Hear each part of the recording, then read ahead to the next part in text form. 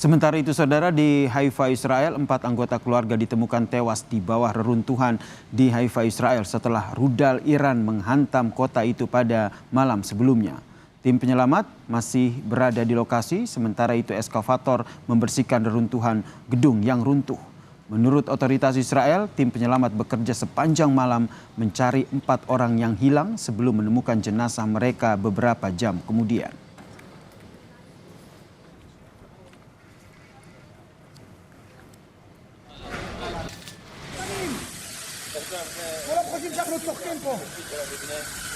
Sebuah rudal menghantam bangunan tempat tinggal di wilayah Haifa, Israel. Sedikitnya 10 orang ditemukan terluka dan sejumlah infrastruktur rusak berat. Seorang petugas pemadam kebakaran di lokasi kejadian menggambarkan kesulitan memadamkan api akibat luasnya dampak ledakan. Petugas terlihat terus berupaya memadamkan api dengan menyemprotkan air di puing-puing bangunan yang masih terbakar.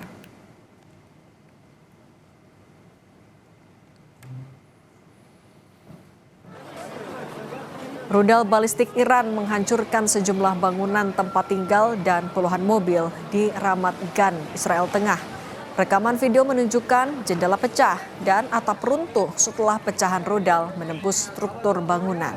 Tak hanya bangunan, sejumlah kendaraan, mobil, dan jalanan masih tertutup puing-puing.